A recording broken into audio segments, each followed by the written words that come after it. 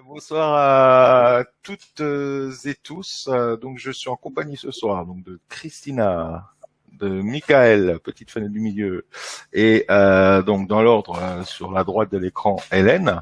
Donc, bonsoir à toutes et tous. Très content un peu d'attaquer sur les lois du cœur, des lives interactifs qu'on va essayer de développer par la suite sur d'autres domaines. Et puis, un domaine qui aujourd'hui euh, m'apparaissait essentiel, c'était de parler des quelques mois que nous venons de toutes et tous traverser au niveau expérimentation.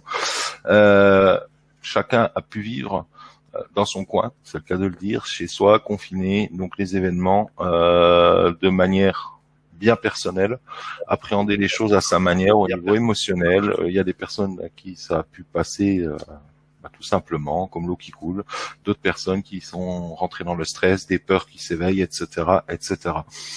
Donc bonsoir Guy-Marianne, bonsoir Jean-Philippe, bonsoir à toutes et tous. Féline, Xavier, ça me fait super plaisir de te voir ce soir. On s'est connus en hypnose, en formation. Bonsoir Laetitia. Et puis donc bonsoir à vous trois avec tous mes remerciements. Donc à Hélène, à Michael et à Christina. Voilà, donc je vais laisser la parole à Hélène, puisqu'elle s'est proposée d'attaquer. Donc à toutes et tous, eh bien bon, Hélène est infirmière libérale ici sur Bastia en Corse. Et puis je te laisse la parole et on va commencer à échanger. Vous avez le chat, vous aussi, Hélène, Michael et Christina. Donc vous pouvez être en interaction aussi avec le chat à côté, tout comme moi. Et puis à vous les auditeurs, si vous avez des questions à poser ou etc., profitez-en. On a 3 professions différentes en plus ce soir, donc des personnes qui sont dans des régions différentes de France. Voilà. Donc Hélène, je te laisse. À toi. Ok, bonsoir à tous.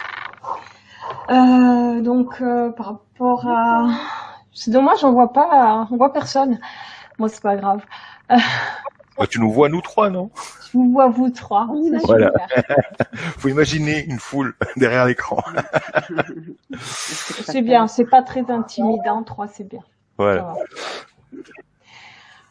Donc voilà, donc en fait, par rapport à ce qu'on a vécu, en tant que soignant, en tant que gens sur le terrain, parce que du coup, tous les jours, il a fallu y aller. Moi, perso, j'ai pas ressenti tout ce que on a pu entendre, tout ce qu'on a pu voir. J'ai pas eu de patients atteints de Covid. J'ai pas eu même une petite grippette, j'ai rien eu. Donc voilà. C'est un ressenti parce que ils ont été malades, hein. Il y a eu une pneumopathie, il y a eu un truc, il y a eu un machin, mais comme c'est pas dépisté, voilà, on peut pas savoir ce que c'est. Mais bon, voilà. Après, on est aguerri aux techniques de préservation, quoi, qu'elles soient pour soi ou pour les autres. Donc, ça, c'est un truc qui a roulé. Franchement, ça s'est super bien passé, même si on était quand même en manque de matériel. On a su rebondir sur du matériel créé, quoi. On a sorti les machines à coudre et puis on s'est fabriqué tout ce qu'on avait besoin. Voilà. Et sinon, question ressentie. Il y a eu une grande période de confusion et je remercie les gens qui ont été un peu satellites autour de moi, dont toi Frédéric, parce que justement tu m'as aidé beaucoup à relativiser. Et en fait, les médias alimentaient beaucoup cette confusion parce qu'il y avait un décalage entre ce que je vivais, ce que je voyais et ce que j'entendais sur les médias. Et donc du coup, ça crée une incohérence. Et donc j'avais vraiment du mal à me situer là-dedans. Après, c'est sûr que le quotidien prend le dessus. Et puis, voilà quoi. J'ai personne de mon entourage qui a vécu un truc terrible ou difficile. Même dans notre vie, ça a été extrêmement calme. Donc, je peux pas trop parler du vécu. Je peux parler de la peur parce qu'à un moment donné, elle a été là, elle a été alimentée. Et que justement, il y a eu cette confusion entre ce que je vivais, ce qu'on me disait qu'il fallait que je vive, en quelque sorte, quoi. Et puis, c'est tout. quoi.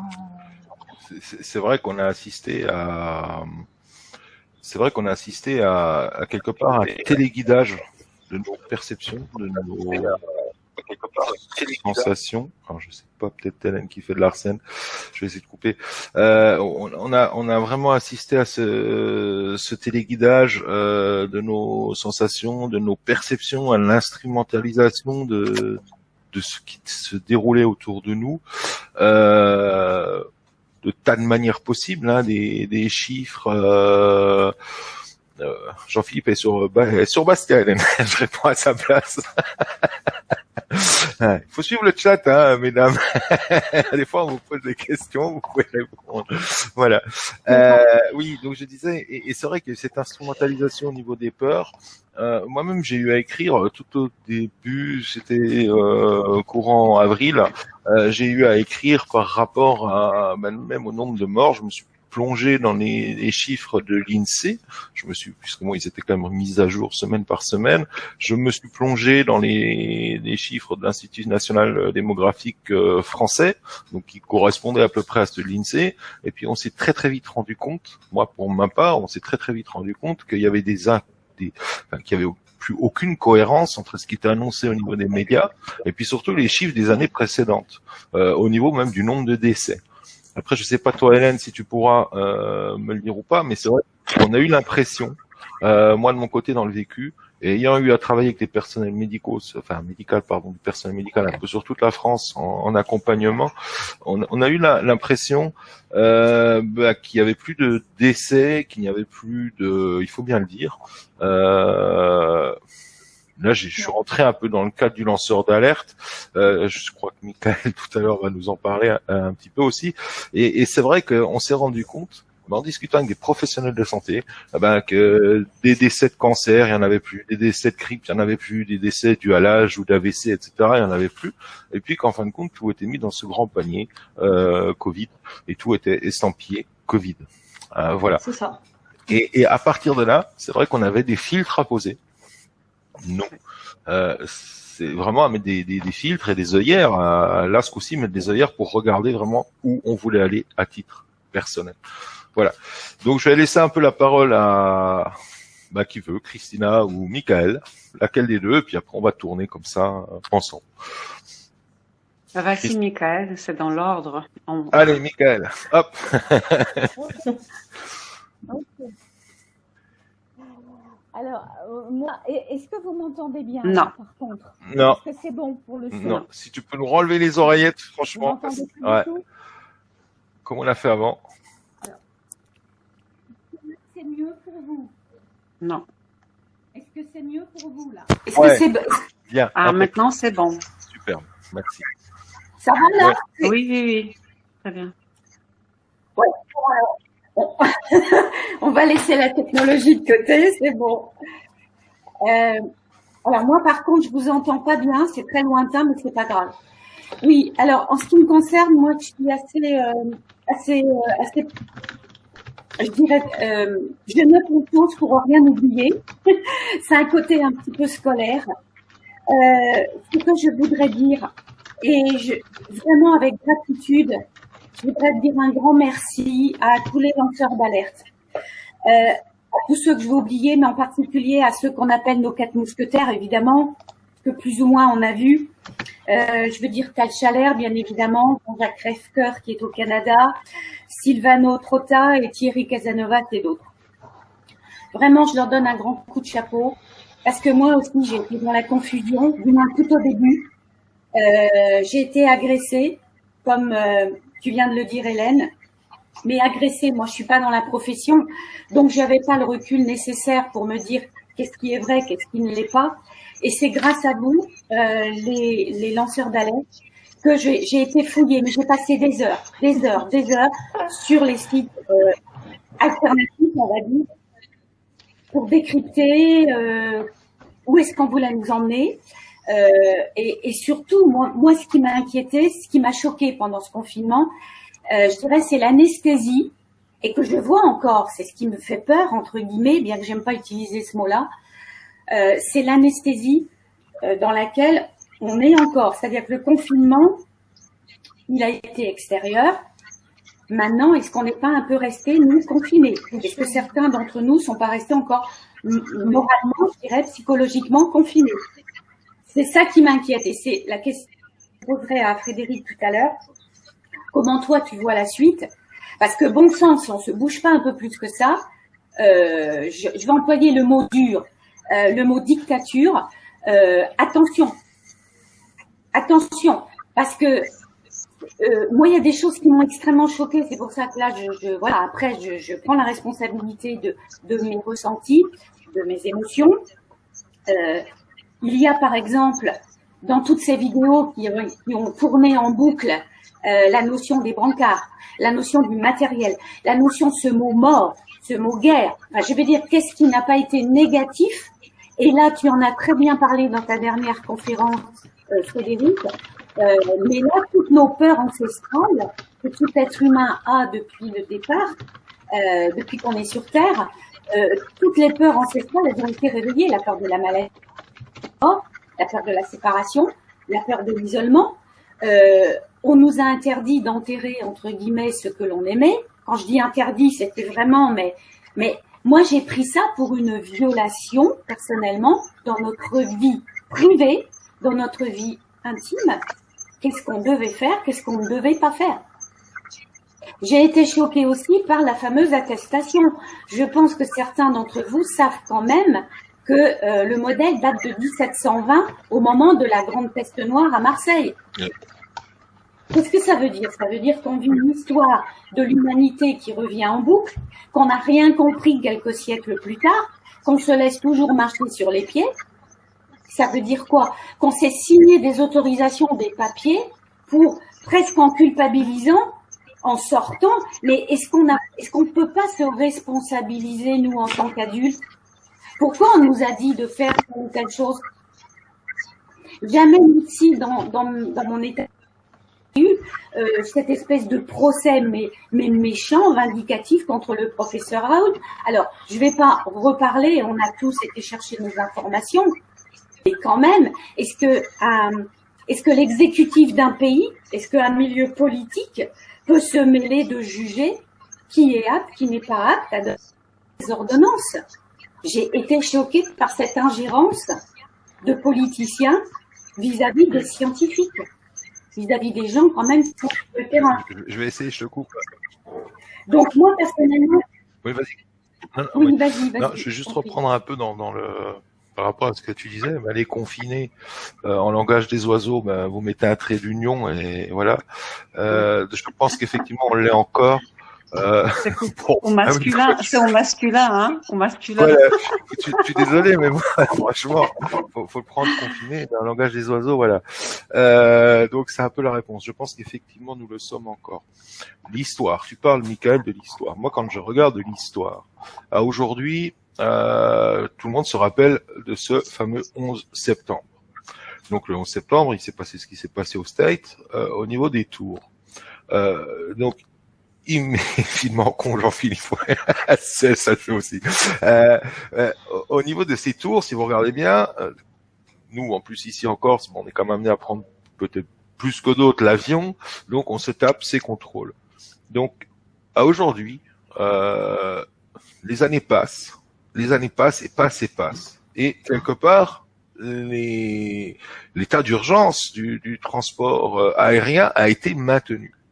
Et donc, où moi je rejoins Michael, c'est vrai que la peur, mais alors c'en est pas une, parce que moi personnellement, mais ce qui me fait mal dedans, Jean-Philippe parlait tout à l'heure de colère, ce qui me fait mal, où je pourrais effectivement avoir des colères, où je travaille sur moi pour, je le cache pas, j'ai envie de dire aux gens, mais ouvrez les yeux, parce que là, et c'est ce que Michael est en train de dire, on nous a appris en 2 mois. Imaginez qu'on a dressé des peuples entiers, et pas que en France. Hein, mais là, je parle de peuples, de pays, et c'est un dressage. J'ai pas d'autre mot. On a dressé des peuples à une privation de liberté, à une intrusion, comme l'a dit Michael, dans la vie privée. Je sais pas si vous avez vu parce que c'est passé hier. Alors, je suis pas lanceur d'alerte, c'est pas mon rôle. Mais il y a un moment donné, quand on s'éveille en conscience, en soi, à l'intérieur, on commence à voir les absurdités de l'humanité et l'absurdité, il faut le dire, de nos élites et de nos petits chefs. Là, j'ai pas d'autres mots. Je ne mâche pas mes mots non plus ce soir. Il y a de l'absurdité pour des gens qui se prennent pour ce qu'ils ne sont pas, tout simplement parce qu'ils ont un pouvoir. Et vous savez, c'est ce rôle de l'homme. Et moi, je fais un lien très profond avec ça, avec l'être et le paraître. On leur a donné un costume, ils enfilent un costume, mais ils ne sont pas ce costume.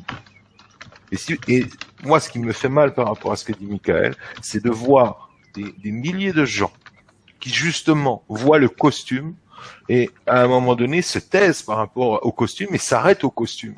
Et que l'être qui est habillé par ce costume, je ne les juge pas parce qu'ils ont un niveau de conscience qui est différent du mien, du vôtre, ils ont leur propre niveau de conscience. Mais qu'à un moment donné, on ne les arrête pas. Et qu'à un moment donné, les gens ne s'élèvent pas et ne se réveillent pas. Donc ça, effectivement, Michael, moi, c'est quelque chose qui, pour mon fils, même pour le devenir, pour nos enfants, nos petits-enfants, là, je me pose beaucoup de questions par rapport à l'avancement de l'humanité et vers où elle va, avec tout ce qu'il y a en ce moment et tout ce qu'on a pu apprendre. Et surtout, comme je l'ai dit, je termine vite avec ça, c'est que on a des expérimentations passées où on nous a asservis avec des tas de lois, avec le transport aérien, tout ce qui est terrorisme, etc. Et je veux pas plonger là-dedans parce que là aussi il y a des tas de choses, il y aurait des tas de choses à dire et c'est pas mon job. Mais quelque part on fait peur. Et Hélène a dit ce mot, Michael a dit ce mot, c'est l'instrumentalisation de l'homme par la peur, avec et grâce à la peur. Voilà. Et ça, il y a un moment donné, il faut en sortir. C'est mon avis vraiment personnel dans le fond de mon cœur que je. Voilà. On va peut-être donner la parole à Christina, puis on revient à Michael, à Hélène. Donc Christina, si... Oui.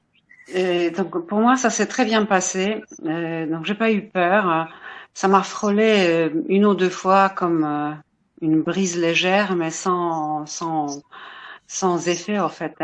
Mais c'est pas parce que je suis une héroïne ou j'ai des capacités extraordinaires. En fait, je suis née en Pologne et j'ai été éduquée jusqu'à l'âge adulte en Pologne pendant le régime communiste. La propagande dans ces pays-là était brute de fonderie, c'est-à-dire que à tel point que ça développait automatiquement une méfiance vis-à-vis du pouvoir. Donc tout ce qui venait du pouvoir politique et policier, on se méfiait systématiquement. Donc, si je peux parler des effets bénéfiques de ce régime totalitaire, c'est que ça m'est resté. Et même si je suis en France depuis bientôt 40 ans, je gardais une méfiance au monde médiatique, au monde politique. Parfois de façon excessive, parce que tout n'était pas mauvais. Mais en tout cas, ça fait que je prenais pas au premier degré les informations et je ne prends toujours pas, j'ai jamais pris au premier degré les informations qui ont été diffusées. Donc c'était une protection et c'était assez efficace. Et après, j'ai commencé à m'informer un petit peu par les lanceurs d'alerte que Michael a évoqué. C'est un travail formidable qu'ils ont fait d'information parce que tout est documenté. Hein. C'est extraordinaire. Ah oui. C'est extraordinaire. Donc ça m'a conforté dans l'idée qu'en fait j'ai bien fait de me méfier. Donc effectivement, alors ce que je voulais rajouter, c'est que la propagande dans le monde, en France, je l'ai perçue déjà dans les années 80. Mais je l'ai comparée à la propagande communiste.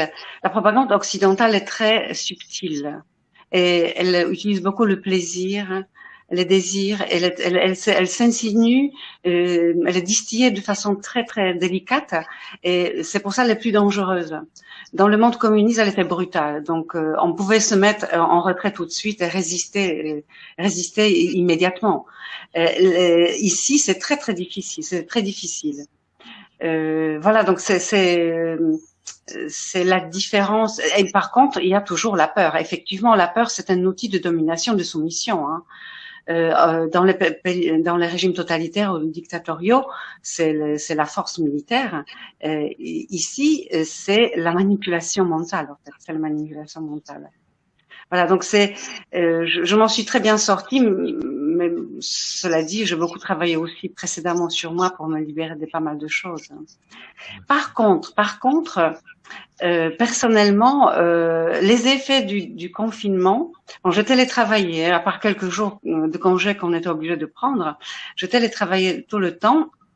Déjà, j'ai une propension à la solitude, et ce confinement, en fait, m'y a enfoncé.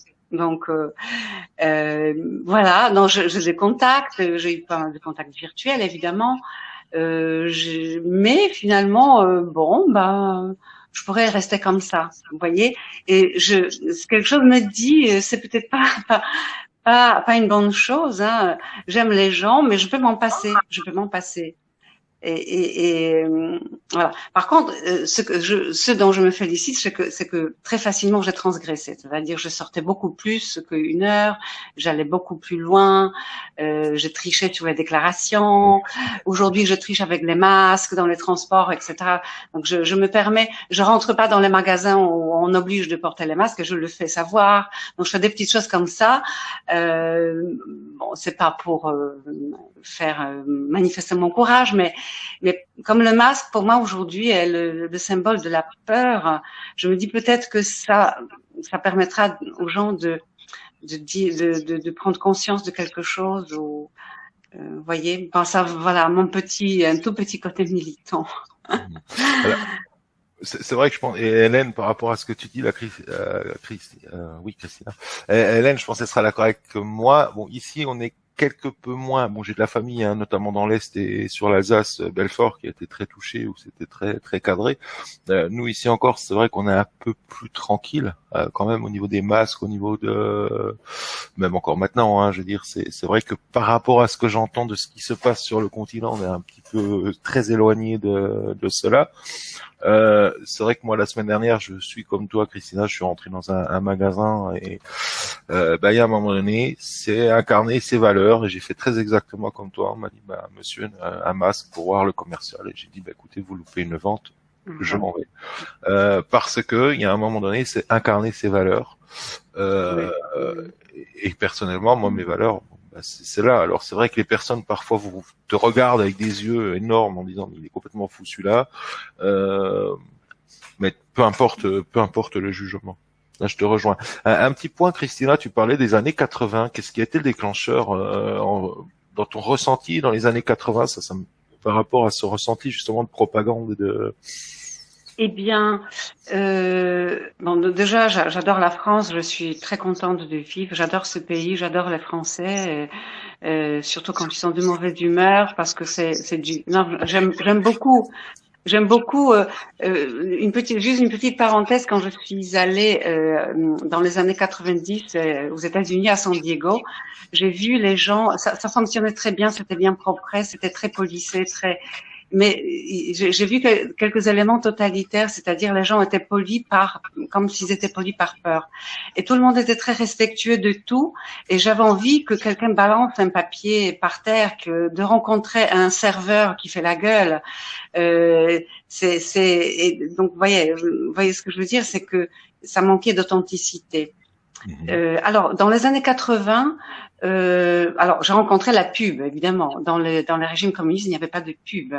Et là, c'est la pub qui m'a emmené cette petite réflexion, cette perception que c'est un ensemble de choses, en fait. C'est un ensemble de choses. Mais c'est surtout par la pub. C'est la pub. D'accord. C'est la pub qui m'a fait cette petite découverte. Et puis après, il y en a eu d'autres. Après, les journaux, petit à petit, il y avait des journaux moi je lis encore de temps en temps Le Monde diplomatique, qui ont peut-être, il y a encore des choses intéressantes. Et puis petit à petit, les journaux ont glissé vers autre chose, vers le faux journalisme. Vers où on en est maintenant. Alors, il paraît, c'est ce que Michaela, tu as dû sûrement le voir dans les vidéos de Sylvain Notrota. Il a évoqué plusieurs fois François qui dit ce que disent les lanceurs d'alerte. Et ça c'est une information importante. Il y a un journal quand même, François, qui a fait de vraies enquêtes sur la chloroquine et le professeur Raoul et pose de vraies questions sur les sujets des lanceurs d'alerte. Donc il y a un espoir, il y a un espoir. C'est ça. Voilà. Hélène, Michael, qui rebondit. Oui, oui. Allez. Bâton, je prends le bâton de parole dans les tribus.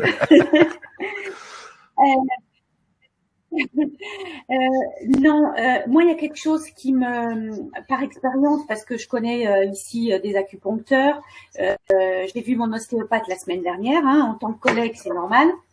Et puis moi, ce qui continue à me choquer, c'est que pour le coup, il y a la phobie du contact, parce qu'on parle des masques, bien évidemment, des gants, phobie du contact. Alors, je vous apprends, je pense que vous êtes peut-être déjà au courant, l'aptophobie. C'est nouveau, ça vient de sortir. Donc, l'aptophobie, c'est on touche pas. Toucher égale danger, égale maladie. Ça devient ce qui fait pire que ridicule. Et ce qui fait très peur par rapport à ça, nous sommes adultes. Moi, ce qui quelque part, fait pas peur, mais où vraiment il y a des énergies à changer, parce que tout est énergie. Pour ma part, dans ma vision, c'est justement pour nos enfants et pour les petits, parce qu'aujourd'hui, quand vous voyez ce qui a pu se passer dans certaines écoles, ou qui se passe, imaginez en maternelle, au primaire, cours préparatoire, tous ces petits gamins qui doivent comprendre justement ce que tu dis, pas toucher, etc. Et que ces gamins vont balader avec eux ces blessures émotionnelles absolument extraordinaires, plus une éducation dans le mésamour, le désamour de l'autre, j'ai pas de mots, le non-amour, et là, on est aussi dans une notion de j'ai pas d'autre mot, de dressage, c'est un asservissement dans le dressage de l'être, et vraiment, dans ma perception, aujourd'hui, on est vraiment dans le jeu de l'ombre face à la lumière. Bon, pour l'ombre, nous sommes l'ombre, moi ça je le dis toujours. L'ombre a exactement les mêmes possibles que nous. Les élites ou pseudo-élites qui nous dirigent ont des conseillers, des conseilleurs, et ça on le sait aujourd'hui. Il y a des Chanel derrière, il y a du monde derrière, il faut pas rêver, mais qui travaillent pour l'autre côté. Aujourd'hui, j'aime beaucoup par rapport à ça, moi personnellement, le nom d'allégeance. En fait, comme un chevalier, et quand vous vous établissez au niveau quantique, au niveau du 1, où pour le 1, tout est parfait, c'est-à-dire que le bien et le mal dans notre conscience morale n'existent pas, eh bien, en fait, il y a une allégeance. Et vous avez des êtres, même à de très haut niveau de conscience, dans les possibles, je parle, qui font allégeance de l'autre côté, comme nous, on a pu faire allégeance du côté de la lumière. C'est un peu ce mot chevaleresque que j'aime beaucoup par rapport à ça. Et qu'en fait, aujourd'hui, moi, ma sensation, c'est qu'on est dans cette guerre, dans cette bataille entre l'ombre et la lumière, entre les deux, mais qui est multidimensionnelle, qui n'est pas que au niveau terrestre. Ça, j'ai discuté avec des confrères, qui sont pas forcément sur le net ou autre. Bonjour Fedeline, à Bastia, beaucoup d'enfants avec le masque. On essaiera d'en parler peut-être aussi avec Hélène à ce sujet-là. Et c'est vrai qu'on en discute avec des confrères, et c'est quand même quelque part un espèce d'embrasement multidimensionnel où il y a une lutte. Il y a vraiment quelque chose qui est en train de se passer à tous les niveaux, à aujourd'hui. Voilà, qui veut prendre la parole? Moi, je voulais poser une question, Oui. excuse-moi, sur les vaccins, parce que ce vaccin, évidemment, je suis contre les vaccins. Ce vaccin contre Covid, sur lequel travaillent de nombreux laboratoires, si jamais il voit jour, parce que c'est pas gagné, si nous sommes obligés de nous faire vacciner avec l'éventuelle puce qui soi-disant qui s'y trouverait, évidemment, je refuserais.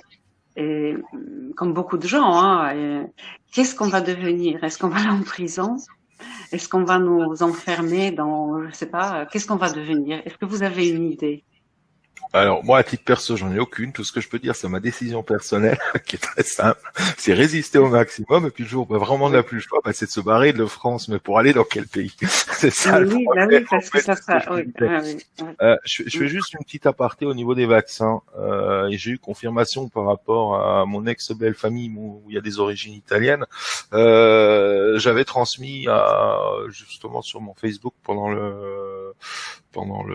le confinement, donc des messages de jeunes Italiens qui s'étaient fait pucer. Notamment c'est à l'hôpital de Cosenza, et ils se sont fait pucer, ils étaient super heureux, des super messages, regardez avec les puces on peut prendre l'avion, on n'a plus besoin de téléphone, on n'a plus rien, on peut faire tout un tas de trucs, rentrer en discothèque, enfin vraiment ils étaient heureux. Effectivement, donc moi j'ai vu ces messages, je les ai basculés sur Facebook, j'ai eu effectivement confirmation qu'il y a eu des tests de fait, qu'il y a des jeunes Italiens qui se sont fait pucer, et apparemment c'est pas du tout un fake, donc sous forme de test. Et là aussi on est en train d'instrumentaliser les hommes et les femmes à les apprendre. Alors, et puis c'est vrai qu'un jeune à 18, 20 ans, 16 ans, on dit voilà t'as une puce, tu peux aller en boîte, etc. Tu peux faire ci, ça, t'as plus quasiment même à payer et tout. Ben, ils sont tout super heureux parce qu'ils voient le côté technologique de la chose. Ils trouvent ça absolument fantastique. Et derrière tout ça, en fait, ce que je trouve en travaillant avec des entités de lumière, ils m'ont fait un très très beau parallèle, qui est triste d'ailleurs. Nous, quelle est l'origine de l'homme? Il y a quand même toute une école aujourd'hui. Nous avons été créés par des entités infiniment plus élevées que nous au niveau intellectuel, mais je parle de l'homme originel.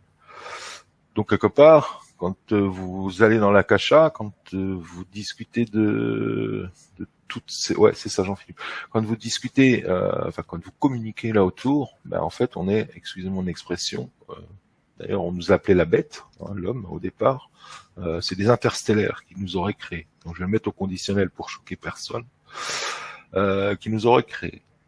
Et puis, en dialoguant avec des intraterrestres, de l'intraterre, une connexion qui s'est faite, ils m'ont amené à un regard autre. Ils m'ont dit, mais regardez ce que l'homme est en train de faire aujourd'hui. Donc nous, l'homme, l'humanité. Vous êtes en train de créer, donc eux, ils appellent ça l'humanoïde, donc pour parler du robot, l'intelligence artificielle. Ils m'ont envoyé cette image absolument extraordinaire, mais qui est triste, hein, attention, elle est dure. En disant, voyez les robots que vous êtes en train de faire. C'est très exactement comme vous, à la rigueur, il y a des milliers, des milliers, des milliers d'années précédemment, dans le sens où vous, quand vous avez été créé, vous aviez besoin d'eau, d'alimentation, donc de manger et d'eau, puisque notre corps est composé d'eau. Et ils m'ont dit, mais regardez un robot. L'intelligence artificielle que vous êtes en train de créer, qui est en train de dépasser très largement tout ce qu'on nous dit aujourd'hui. Il y a déjà eu même des programmes YouTube, Facebook, etc., où les ordinateurs, entre eux, ils ont dû être déconnectés parce que, ça c'est il y a 2 ans, parce que l'homme, les ingénieurs informatiques n'arrivaient plus à suivre, les ordinateurs commençaient à communiquer dans un langage à eux, de l'un à l'autre. Et là, l'image que les intraterrestres m'ont transmise, c'est de dire, imagine qu'un jour, tu pourras avoir des robots, donc eux ils appellent ça des humanoïdes, qui s'installent et qui se mettent à table et qui vont se brancher une prise eux-mêmes. Vous mangez, vous buvez de l'eau, eux ils se brancheront sur une prise de courant. Ils auront l'intelligence pour se recharger. Comme ils auront l'intelligence de se reposer. Donc de se mettre au repos, comme nous quand on dort, puisqu'au moment où ils se reposent, tout simplement, leur batterie ne se vide pas. Comme nous, on a des batteries quand on mange et qu'on boit. On recharge nos batteries. Et aujourd'hui, je dévie un peu, mais c'est vrai que il y a un pas énorme par rapport à ces puces, à ces projets, le ID 2020 de l'ONU, par exemple, dont parle Jean-Philippe, c'est pour nous amener vraiment à quelque part, on va être dépassé, l'homme risque un jour d'être dépassé par, moi j'appelle ça l'humanoïde, donc par les robots, tout simplement. Et on est en train de nous emmener dans cette direction-là et de créer, tout simplement, l'homme est en train de créer une nouvelle race. Ça, c'est un point de vue très large que j'ai. Et que, pour moi, ça fait partie aussi dans mon cœur de dire, mais l'homme doit revenir à ce qu'il est, à son essentiel pour ascensionner. Et peut-être qu'un jour, personne ne vous le dit, ni ne le dit, je ne sais pas, j'imagine, vous allez me trouver peut-être farfelu. Mais peut-être qu'un jour, nous, on sera sur une autre planète, tous les humains auront ascensionné sur d'autres choses, corps éthérés ou pas, au corps de matière, seront ailleurs. Et peut-être que notre Terre Gaïa, elle sera habitée que par des humanoïdes, où ils seront, eux, partis ailleurs sur notre planète. Et là, pourquoi je vous en parle? Parce que simplement, c'est la figure, et Michael disait tout à l'heure, c'est, vous savez, la figure de l'Ouroboros, le serpent qui se mord la queue, là, qui tourne. C'est-à-dire qu'à un moment donné, l'univers, vous comprenez qu'il est sans fin. C'est comme une vis sans fin. Quand une race disparaît, une nouvelle race est créée. Je suis pas en train de dire que les humains vont disparaître, hein, pas du tout. Mais les humains, à un moment donné, vont ascensionner. Et aujourd'hui, nous avons toutes ces élites, pseudo-élites, qui n'ont aucune envie. C'est que nous ascensionnons. Parce que si nous nous élevons dans l'amour, et je sais plus si c'est Jean-Philippe ou non, c'est Xavier tout à l'heure qui reparlait de la peur, si nous nous élevons dans l'amour, ils perdent tout pouvoir. Et si vous regardez bien depuis 1 an, 2 ans, Michael, tu parlais des lanceurs d'alerte, etc., ils bossent quand même depuis des années. Moi, j'en suis d'autres au niveau des States ou du Canada. C'est des hommes et des femmes mais qui bossent, qui s'investissent, et comme tu disais, très justement, qui s'est fourni derrière, il y a des pièces, etc. Ces hommes-là et ces femmes-là, ils travaillent aussi main dans la main avec nous, chacun dans son domaine, avec vous, à tous, avec ceux qui nous écoutent ce soir, pour justement élever cette vibration d'amour. Parce que quelque part, ça fait partie de ça. Et donc en face, l'ombre, qu'est-ce qu'elle a à faire? C'est la peur. L'opposé, je l'ai dit dans le live, l'opposé de l'amour, c'est la peur. C'est pas la haine. Voilà. Hélène, je laisse un peu la parole. Michael aussi. Qui a quelque chose à dire?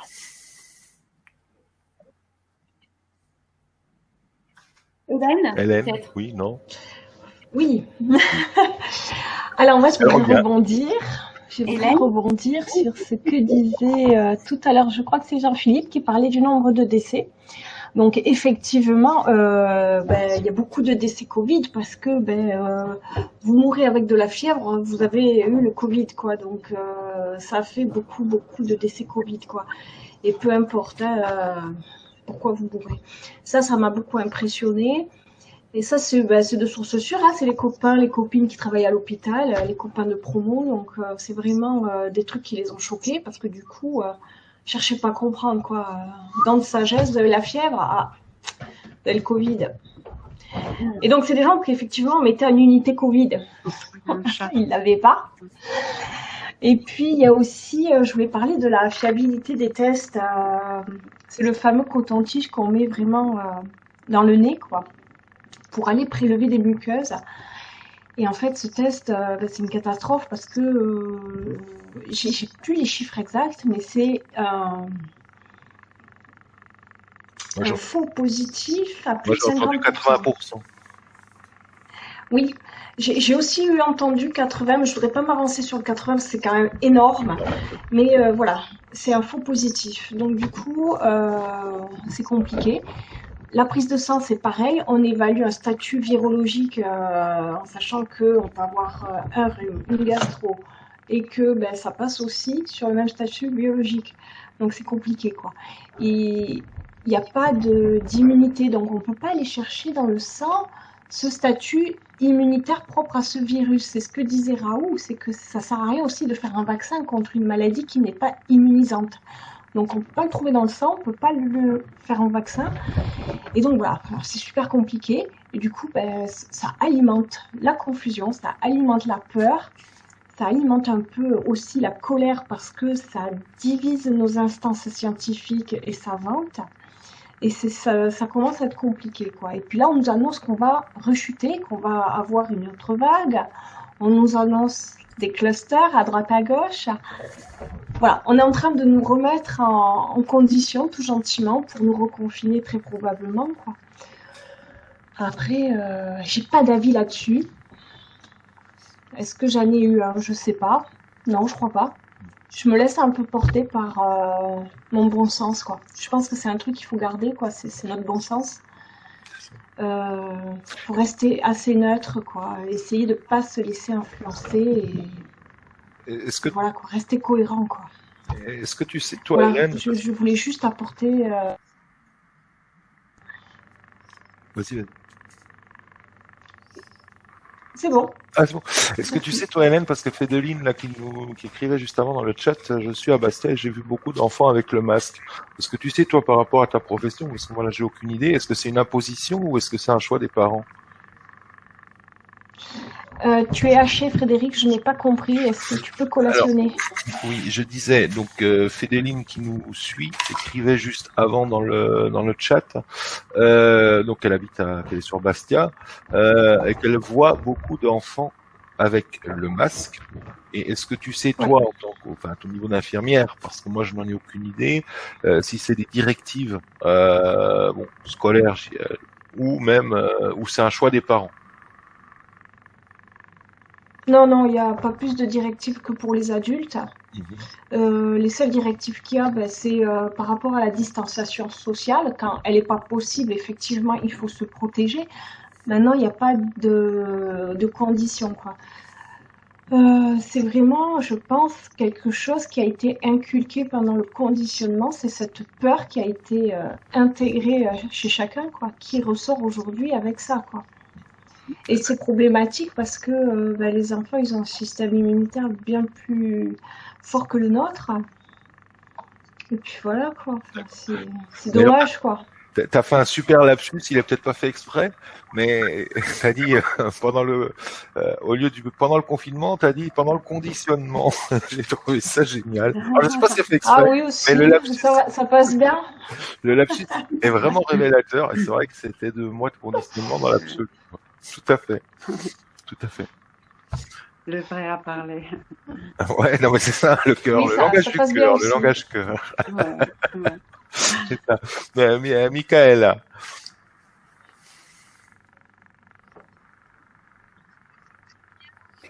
Oui, non, je pense que c'est très bien. On est tous dans des secteurs professionnels différents, mais très complémentaires finalement. Et je crois qu'on arrive avec le bon sens, pour reprendre ton expression, on arrive quand même à discerner. Mais par contre, pour rester dans l'axe, au niveau des chakras, au niveau énergétique, chapeau, parce que quand tout est toxique autour, que l'on sort, moi je me suis dit dans quel film je suis. Au moment du confinement, mais les villes, enfin ma ville en tout cas, les gens se risquaient pas plus d'une heure. Effectivement, on avait l'attestation sur nous, on était presque coupables de sortir. Et je me suis dit, c'est quoi? On est dans quelle fiction là? On tourne quoi? Et nous, Français, tu parlais à juste titre de régime totalitaire dans d'autres pays, mais moi, ce que j'évite de dire ce que je crains parce que c'est pas terrible dans le mot, mais si on se bouge pas, Jean-Jacques nous rappelle toujours à l'ordre et il a raison, si on se bouge pas, mais on va où pour nos enfants? Tu l'as dit Frédéric, pour nos enfants, pour nos petits-enfants, mais quel monde on va leur laisser là? Moi c'est le gros point d'interrogation comme toi que j'ai. Je suis pas encore grand-mère, mais ça tardera peut-être pas. Mais quel monde on va leur laisser? Effectivement, Jean-Philippe dit aussi un truc très juste là dans le chat. Il écrit discerner n'empêche pas d'être impacté par les mesures coercitives et c'est très juste. On peut décerner les choses. Par rapport à ça, bon, ça fait un peu partie. Tu disais il y a un moment donné conserver son alignement et je rebondis un peu aussi par rapport au chat. C'est vrai que très sincèrement, je vous dis, c'est pas une flatterie d'ego. J'ai pas eu de peur. Par contre, j'ai eu, comme écrivait Jean-Philippe tout à l'heure, j'ai eu vraiment des colères. Mais des colères parce qu'à un moment donné, on voit ce qui se passe, on comprend les choses. Et puis quand on s'intéresse, et puis on voit que les gens ne bougent pas. Donc effectivement, j'ai eu des colères. Et là, si vous êtes en colère, c'est ce que j'écrivais tout à l'heure à Jean-Philippe, Xavier l'a écrit aussi, ils ont échangé dans le chat. Quand vous êtes en colère, vous perdez votre alignement. Et ça aussi, c'est voulu par les allégeants chevaleresques de l'ombre. Puisqu'à un moment donné, si je perds mon alignement, je ne suis plus dans l'amour. Je rentre dans la dualité et automatiquement, ça commence à l'intérieur de moi à frapper. Et donc, mon taux vibratoire descend. Il y a un des outils extraordinaires, Jean-Philippe, enfin toutes et tous, ce qui est très très bête, mais c'est réellement de refaire de la cohérence cardiaque. Et puis tiens, je vous invite, on va se faire un petit truc la semaine prochaine. Vous recevrez le mail. On va retravailler un peu là-dessus. La respiration. cohérence cardiaque. Et croyez-moi, et ça c'est un outil fantastique que je vous transmets à toutes et tous, c'est que dès que vous percevez une peur, quand je m'analyse moi-même, dès que je perçois une colère, dès que je perçois une colère, bon, c'était vraiment mon cas, à un moment donné, mon mental, il commence à tourner, parce que je suis comme tout le monde, on est des humains, nous sommes des humains, le mental, il tourne, et la colère, elle augmente. Et puis à un moment donné, t'as envie d'éclater, t'as envie d'exploser, moi c'est mon cas, puis dire, mais qu'est-ce qu'il faut faire pour arrêter ça? Immédiatement, effectivement, comme Jean-Philippe l'écrit, c'est oui, respirer en pleine conscience, refaire de la cohérence cardiaque, respiration, battement de cœur en pleine conscience, pour couper, pour se réaligner, et revenir, très justement Hélène, revenir dans son corps et dans son alignement. Ça, c'est un outil principal, moi pour ma part, que j'ai eu à utiliser X fois, même par rapport au Condé, à la gendarmerie, etc., dans certains échanges qui ont pu être assez houleux, et même pendant l'échange, parce qu'à un moment donné, ça explose dedans, quoi. Vous dites, vous vous faites survoler X fois par un drone, machin, ou les flics qui arrivent, c'est bon. C'est quelque chose de terrible. Et là, il y a un moment donné, effectivement, pour sortir de ces, il faut affiner. Moi, si j'ai un conseil à donner, c'est affiner ses perceptions et ne plus regarder à l'extérieur. Ce qui se passe, que ce soit de la bande à Manu ou d'autres, ou d'un préfet ou ça, c'est un excitant en moi, c'est quelque chose qui va exciter mes sens. Alors, ça peut être la peur, ça peut être qui va exciter quelque chose en moi. J'ai ma maîtrise, et comme on l'a dit au dernier live, au-dessus de moi, il y a quelque chose de divin, il y a une volonté divine qui est bien au-dessus de ma tête, et avec cette maîtrise-là, en faisant appel à ça, je coupe mon corps mental pour ne pas faire embarquer mon émotionnel et mon énergétique avec. Voilà, ça c'est un outil essentiel par rapport à ce que disait Michael quand on sort. Et plus vous allez le faire, c'est très exactement la même chose. Comme je le dis souvent, j'ai soif, je me sers un verre d'eau à boire. C'est très exactement là. Jean-Philippe, vous sentez-vous très agressé en ce moment? L'ombre est très active, l'égrégore de peur et de colère est très puissant. Oui, tout à fait. Alors les égrégores, on les nourrit. Donc effectivement, quand vous regardez, et ça rejoint ce que donc Hélène, Christina et Michael disaient, c'est vrai que chacun de son côté, on se rend compte qu'il y a énormément de gens qui ont peur. Et tous ces gens qui sont dans la peur, qui sont dans la trouille, etc., ils nourrissent les égrégores. Et nous, effectivement, ça nous impacte même. Et Christina disait quelque chose de très juste. Elle a dit, je restais solitaire chez moi, j'ai déjà envie d'être seul. Mais c'est vrai qu'à un moment donné, c'est d'être seul, et puis quand même d'en revenir à la méditation, d'en revenir vraiment à ce centrage constant. Et effectivement, les énergies sont actuellement très très lourdes, très puissantes. Et même au niveau, je dirais, de résonance multidimensionnelle, c'est très compliqué en ce moment. Moi, j'appelle le mot passer. C'est très compliqué pour passer en ce moment, justement par rapport à ces énergies. C'est comme si on nous coupait constamment l'onde. Voilà. Christina? Oui. Moi, je me demande ce que je pourrais faire, en fait. Parce que j'essaye d'éveiller un tout petit peu, d'en parler délicatement, à droite, à gauche, aux personnes qui font confiance aux institutions, qui font confiance au monde politique. Ça, je comprends très bien parce que pendant des décennies, en France, tout au moins, ça a bien fonctionné. Les gens avaient confiance dans le monde, dans le système parce que c'était pas trop mal. Donc, il leur est très difficile aujourd'hui de découvrir qu'en fait, c'est beaucoup de mensonges et de corruption, etc. Ça peut, les personnes peuvent s'effondrer au fait. Donc j'essaie d'y aller très délicatement. Mais pourtant, j'aimerais bien faire quelque chose de plus concret. Je me sens un peu inemployée, en fait, inemployée. Mais je pose la question comme ça à l'univers, mais rien ne me vient comme réponse. Donc je ne fais rien. Alors là, on me dit.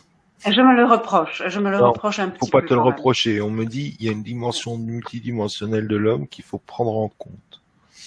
Et vous avez, je sais pas si vous le connaissez, on me dit, rappelle-toi d'Omram. Omram Mikhail Ivanov, je sais pas si ça vous dit quelque chose. Donc, qui a ascensionné, il est décédé dans les années 85, je crois, ou 80. Donc qui est réellement un homme qui a ascensionné, qui est aujourd'hui maître ascensionné, qui est commandeur au niveau des Meldeck Zedek. Et cette entité disait de son vivant, cette métaphore absolument extraordinaire. Et là, on me dit de te la rappeler, Christina, mais à tous ceux qui sont là ce soir.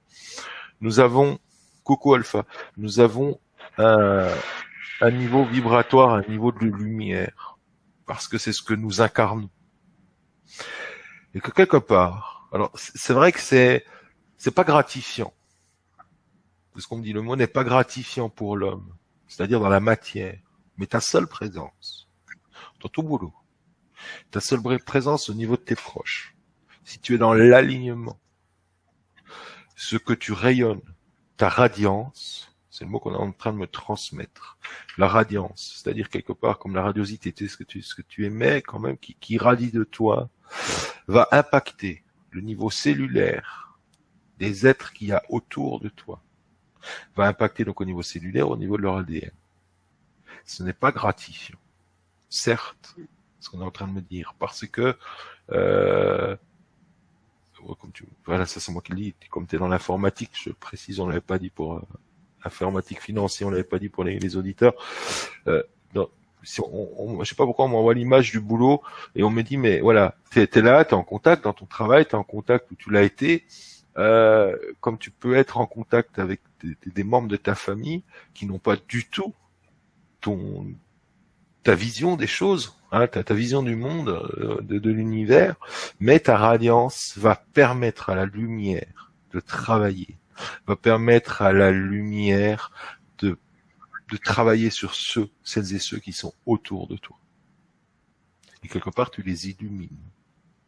Mais on me dit bien, eh bien, si ce n'est pas gratuit. C'était comme, d'accord. Si c'était comme tu dis, moi je serais heureuse. Je serais heureuse, c'est très gratifiant, hein. Ouais. Alors parce que et alors oui, je parlais d'Omram, je sais même plus, c'est fou parce que quand ça coupe avec là-haut, je sais plus si je vous l'ai dit. Donc Omram, effectivement, de son vivant, a fait cette très très belle métaphore. Il a dit quand vous êtes porteur de lumière, quand vous êtes porteur d'amour, puis vous marchez sur un trottoir, et puis vous allez croiser un homme ou une femme qui a un futur assassin en devenir, qui a un couteau dans sa poche pour aller tuer quelqu'un. Vous allez le croiser. Vous ne le connaissez pas, il ne vous connaît pas, vous n'avez même pas besoin de le regarder. Mais la lumière fera son œuvre, parce qu'au moment où vous le croisez, peut-être tout simplement, perdra-t-il l'envie, perdra-t-il ce besoin de tuer ou d'assassiner quelqu'un. Et ça, c'est signé Michael Omram, Ivanov, ça déboule. Et cette métaphore est magnifique. Mais, comme dit le mot, ce n'est pas gratifiant. Alors, comme tu dis, la gratitude, elle est par rapport à l'univers, elle est sur alors, elle est à ton niveau multidimensionnel. Mais c'est vrai que terrestrement, t'as pas les félicitations de ton collègue de boulot ou de ta sœur, ou de je sais pas qui. Ça, c'est clair que tu n'as pas ces félicitations, tu n'as pas ce retour-là. Mais nous recevons, nous donnons en verticalité, et ce que nous recevons, donnons en verticalité, nous le retransmettons dans l'horizontalité de notre plan terrestre, dans la matière. D'accord. Non, mais je trouve ça très beau, hein. Maintenant, est-ce que je dégage cette lumière-là? Et nous en dégageons tous. Il faut pas se poser la question. Oui. Toutes et tous, nous dégageons de la lumière. Ouais. Et tu prends par exemple Hélène, qui est infirmière. Mais si demain elle va faire elle a sa propre vision du monde, elle a sa propre, elle a sa vision du monde, elle a sa lumière intérieure, elle a toutes ces belles choses en elle. C'est sûr que si tu vas faire une prise de sang, Hélène, tu vas pas aller raconter ça à ton passeur au moment où tu fais la prise de sang. Mais elle va irradier tout ça au moment où elle est en contact avec son patient. Et ça, c'est valable pour vous et tout le monde, toutes celles et ceux-là qui sont dans le chat et qui nous suivent ce soir. C'est valable pour tout le monde. Et Jean-Philippe, tu parlais des égrégores. Mais là aussi, si je rentre dans la colère, mais je transmets, je suis un émetteur de colère. Donc celui qui est en face de moi, il va se prendre en pleine poire la colère. Donc ses énergies vont baisser. C'est dans les deux sens, tu vois, Christine. C'est vraiment dans les deux sens. Donc plus je suis dans mon alignement, plus je suis dans l'amour de moi, dans cette lumière et dans l'amour de l'autre, ben plus, même sans parler comme on le fait ce soir, plus au contact, au niveau énergétique quantique, je vais transmettre ces énergies à l'autre. Et amusez-vous, je suis persuadé, Christina, si tu t'amuses, va faire tes courses à une caisse et à n'importe quoi, et puis tu te concentres là-dessus. Bon, tu vas lui dire bonjour, etc. Mais c'est valable pour Michael, pour toutes et tous. Faites l'essai, allez à la boulangerie ou autre, et rentrez en conscience. Dans la boulangerie, tiens, rentrez en conscience. C'est la boulangère, elle voit des tas de gens qui font la gueule, qui sont pressés, etc. Ben, rentrez en conscience de votre lumière, de l'amour que vous portez en vous. Et vous choisissez intérieurement, mais sans lui dire, hein, sans le verbaliser, vous choisissez de l'irradier. Au moment où vous rentrez, et vous savez, c'est le pouvoir de la pensée, au moment où vous rentrez dans cette boulangerie, vous imaginez un immense halo autour de vous, couleur or, blanc et or. Et que ça va venir emplir la boulangerie. Ben, faites le test et puis vous faites-le plusieurs fois. Et vous verrez parfois le comportement de votre boulangère que peut-être vous voyez tous les matins, qui va changer très vite. Et donc, c'est ce que vous irradiez, c'est votre radiance, c'est votre rayonnement. Donc, toutes et tous, Olfa, Jean-Philippe, Hélène, Nadia, enfin, tous, on a tous ça en nous. Et on peut tous et tous transmettre ça. Puis, tu vois, ce soir, t'es là, donc tu fais quelque chose puisque t'es à l'écran. Donc, c'est génial. Faut toujours élargir son champ de vision. D'accord. Michael, Hélène.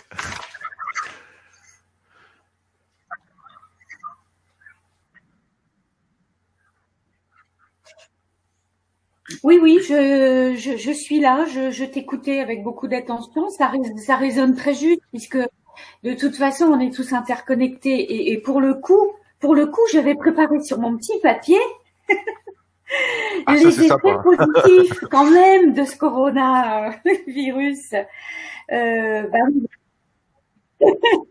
Les effets climatiques, ok, pour les animaux, pour les végétations, pour tous les règnes animal, végétal, bien évidemment. Moins de pollution, on le sait, ça. Ouais. Moi, j'ai quand même noté des prises de conscience individuelles et collectives. C'est pour ça qu'on est là ce soir. C'est pour ça qu'il y a des gens très sympas, merci, coucou, qui nous écoutent et qui pensent certainement comme nous d'ailleurs, sinon ils seraient pas là. Je pense que ça va nous remettre en question aussi sur notre façon de consommer, de faire aussi un peu plus attention. Comme tu le disais tout à l'heure, de pas être dans le paraître, mais dans l'être. Qui nous sommes, au-delà de notre carte d'identité, entre guillemets, encore que notre prénom en numérologie, il a une signification, mais bon, on va laisser ça de côté. Qui on est sur le plan divin, tu viens de nous en parler d'une certaine façon avec notre rayonnement. La prise de conscience donc de notre interconnexion tous, pas que nous en tant que Français, mais par rapport à ce qui s'est passé pour des milliards d'individus, parce que c'est pareil, on a des lanceurs d'alerte dont j'ai pas parlé, mais qui nous faisaient faire des méditations, des thérapeutes avec des méditations régulières toutes les semaines. D'entre nous, on a dû plus ou moins se regrouper pour la planète, pour ceux qui étaient en souffrance plus que nous, hein, bien évidemment. Et je pense que, alors, je pense qu'il y a une remise en question sérieuse à faire au niveau socio-politique, mais ça, c'est pas, je me suis pas incarnée pour ça, et des remises en question importantes au niveau du monde médical. J'espère qu'il y a des choses énormes qu'on se fait aux yeux des Français, puisqu'on est en France, hein, sur des pontes en médecine qui se sont trouvés, on va dire, dans la trajectoire de l'événement et qui nous ont ouvert aussi les yeux. Hein, sur, je vais pas le développer ce soir, mais sur des puissances qui sont malheureusement pour le coup pas du tout divines, mais hyper matérialistes, qu'on n'a rien à foutre, passez-moi le terme, de notre santé. Je pense que là, il y a plein de Français où si on n'a pas ouvert les yeux, si on n'ouvre pas les oreilles, c'est l'histoire des petits singes là. Hein. Voilà, c'est pas possible. Il faut que, moi je dirais, qu'est-ce qu'il faut faire, Frédéric, pour que les gens se bougent, écoutent, pour qu'on voit et pour qu'on dise non. Jean-Jacques dit, j'aime beaucoup son expression, non, vous ne passerez pas. Ok, mais qu'est-ce qu'on fait en France pour qu'on ne passe pas? sans pour autant aller dans la violence. Attention, j'ai pas la tête de quelqu'un de violent et je suis pas du tout dans la violence physique ni l'agressivité. Mais à un moment donné, stop. Parce que moi, je reviens, j'ai la même inquiétude j'ai le même questionnement. Nos enfants, nos petits-enfants, ils vont avoir quoi demain en héritage? On est responsable de ça.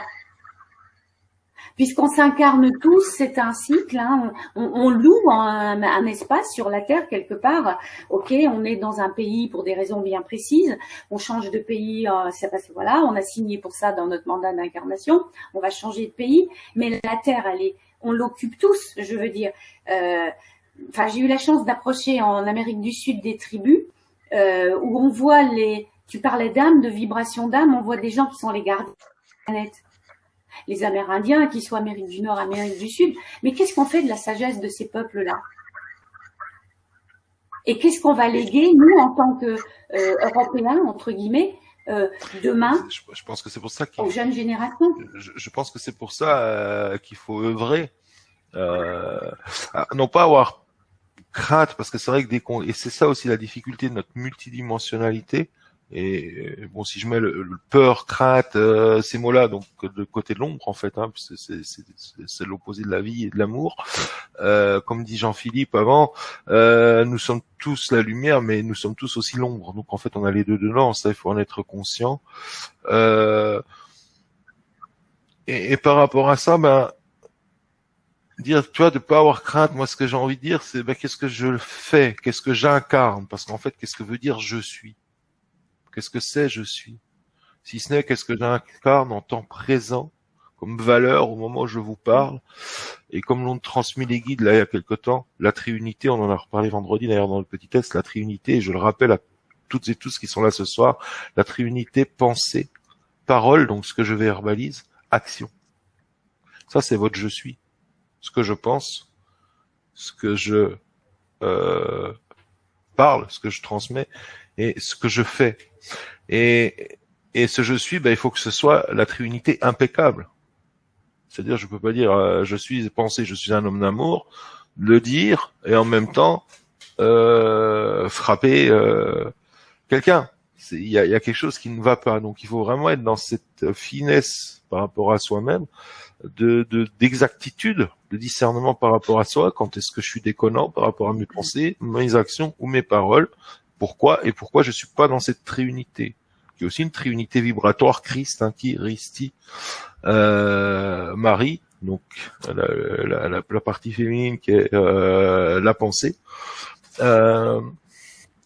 Donc Michael, qui est la partie de mise en action, donc parole juste, et puis donc Christ, donc qui est l'enfant, qui est le petit, qui est l'incarnation des deux, quand les deux se réunissent, le Christi, le Ti, et donc qui est l'enfant roi, qui est le prince de justice, ce qu'on appelle donc le Meldek Zedek, le prince de justice en ancien hébreu, qui est donc celui-ci, le Meldek Zedek, enfin les Meldek Zedek, qui sont ces princes de justice, qui sont ces hommes et ces femmes, parce que c'est des valeurs qu'on peut incarner à aujourd'hui, donc d'être dans cette trinité magnifique. Donc ce que je pense, et là je dois avoir un contrôle total de ma pensée, je le verbalise et je le mets en action. Et qu'est-ce que tu peux laisser de plus beau que ça, Michael, Jean-Philippe, Olfa, Fédeline, etc., Hélène, qu'est-ce qu'on peut laisser de plus beau que ça à nos gamins? À notre niveau, malheureusement, c'est transmettre ces valeurs-là. Enfin, heureusement, c'est transmettre ces valeurs-là à nos enfants. C'est transmettre ces choses-là et transmettre ces énergies-là. Et puis, quelque part, moi, j'ai dans ma tête cette magnifique métaphore des abeilles. C'est les petites abeilles. Les abeilles, elles vont de fleur en fleur. Elles essaiment, elles pollinisent. Et puis quelque part, l'abeille, ce qu'il y a de magnifique, c'est qu'une abeille, elle va de fleur en fleur. Et puis quoi qu'il arrive, elle en a rien à foutre. Excusez-moi l'expression, mais elle s'en fout complètement. Si elle a réussi sa pollinisation, si elle a réussi à essaimer ce qu'elle avait à essaimer. Et quelque part, nous toutes et tous, à la surface de la Terre, nous sommes ces milliers de petites abeilles de lumière, là, aujourd'hui. Et nous avons ce rayonnement et nous pollinisons. Et ça prendra pas avec un tel, mais ça prendra avec le voisin. Et c'est peut-être ça aussi qu'on va laisser à nos enfants. Moi, j'y crois dur comme fer, quoi qu'il arrive. c'est quelque chose qui pour moi est très porteur. Voilà, nous sommes toutes ces petites lucioles, n'est-ce pas Hélène? Je les ai pas vues sur ta vidéo. Nous sommes toutes ces petites lucioles de lumière qui voltons et qui transmettons la lumière à d'autres. Et ça, c'est peut-être déjà la première chose qu'on peut faire pour nos descendants. C'est ma vision. Après, effectivement, faire comme ce qu'on fait ce soir, transmettre encore plus. Voilà. Qui a envie de rebondir là derrière? Mesdames, chat. Par rapport à ce que disait Michaela, il y a quand même beaucoup d'actions en collective, hein, que ça soit auprès du Conseil d'État, que ça soit auprès de la justice. Donc il y a des collectifs qui se sont créés dans le monde surtout médical et auprès des avocats qui agissent en notre nom. Voilà, donc ça, il se passe quelque chose.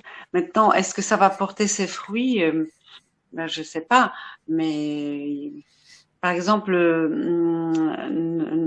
comment ça s'appelle, la liberté de se faire soigner, c'est un collectif d'avocats qui était relayé par Sylvain Autrocas. Moi, je me suis inscrite à leur action, donc je fais figurer mon nom dans la liste des plaignants. Et donc il y a plus de 20 000 de signataires, hein.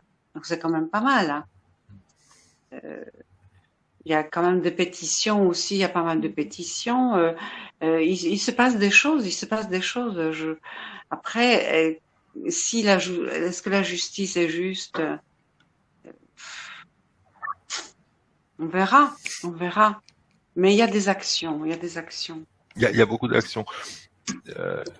Il y a beaucoup d'actions. Il y a aussi une grosse prise de conscience pour rebondir dans les coins positifs. Et Michael l'a pas dit tout à l'heure. Michael, vous avez quand même des noms, de très grands noms, qui aujourd'hui quand même, elles sont très très embêtées. Et je pense aussi que la Lombre, elle a quand même mal joué. Et il y a quand même aussi une notion qui est très difficile à comprendre, que les guides transmettent, c'est que l'ombre est au service de la lumière. Quand vous vous rendez compte, le Covid, moi, il y a quand même un truc aussi qui est très positif pour moi, puisque il y a effectivement aussi ces côtés positifs à voir. Quand vous voyez notre brave Bill, je parle pas de Clinton, donc il y aura d'autres problèmes, mais je parle de Gates. Voilà, vous prenez des gens comme Soros. Christina, tu parlais de justice. Bon, aujourd'hui, Soros, c'est pas un fake, et ça s'est trouvé. Ben, on sait que Soros subventionne toute la partie juridique du Parlement européen. Il y a des retombées sur, etc., etc. Donc c'est quand même, le Covid a quand même mis ces hommes-là en lumière.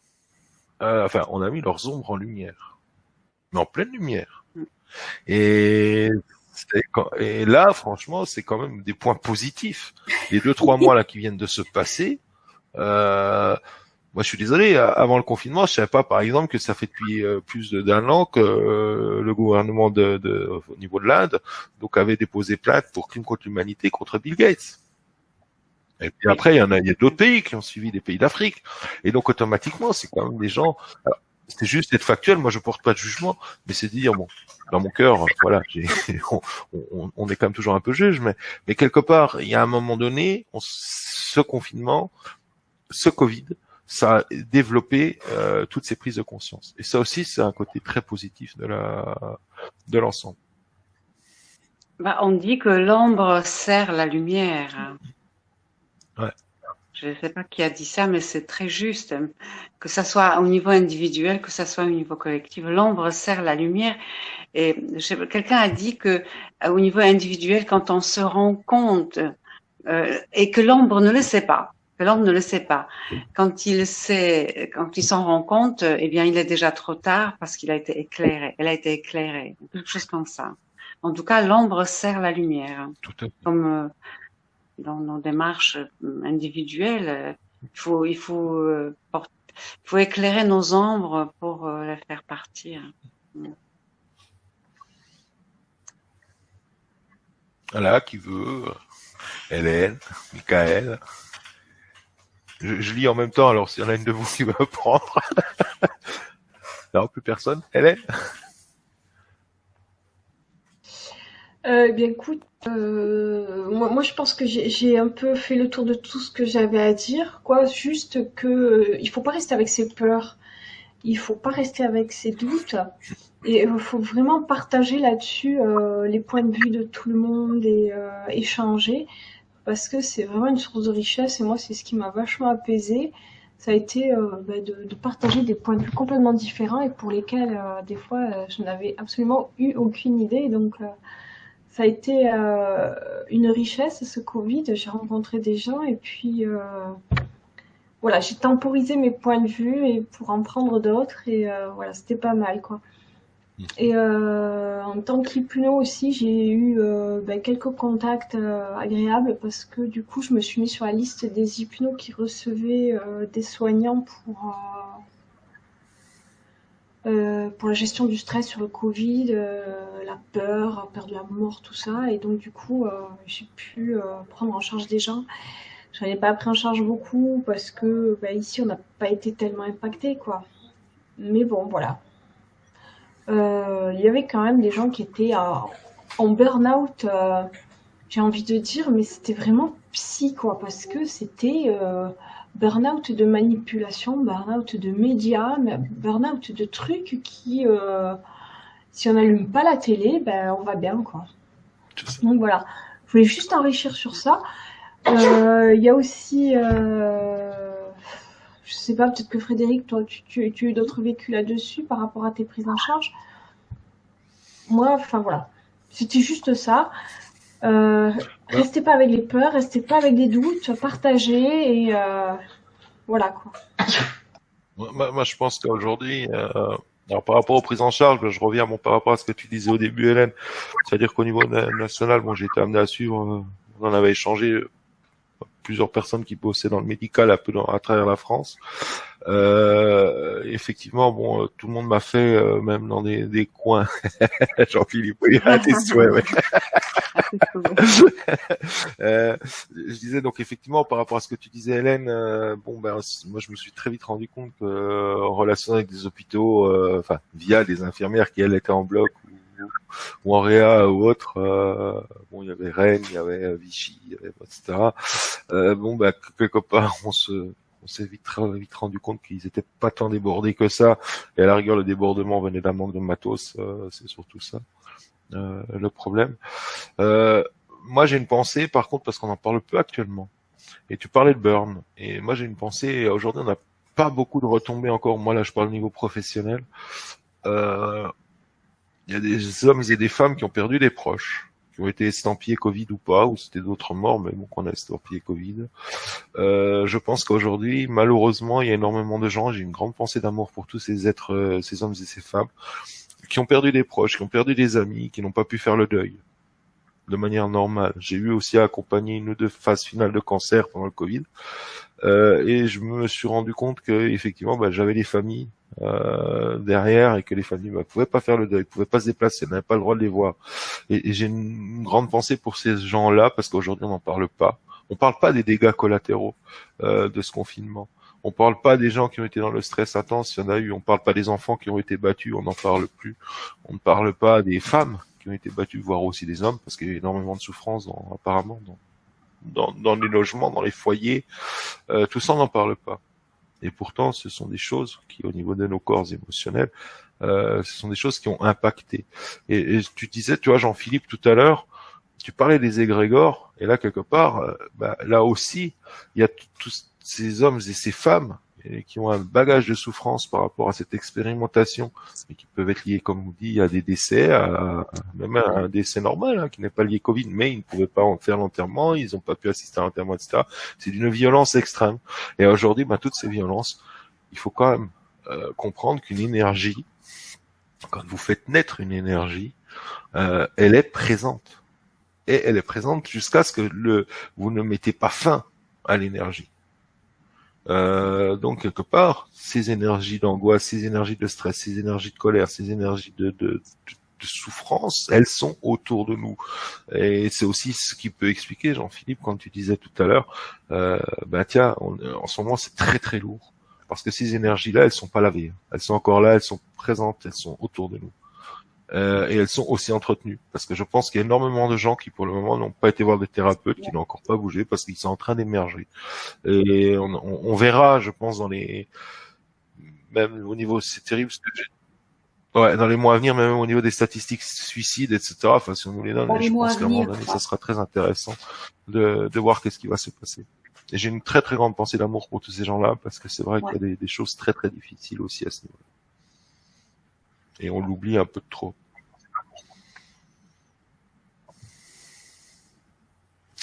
Jean-Philippe, c'est pas le plan.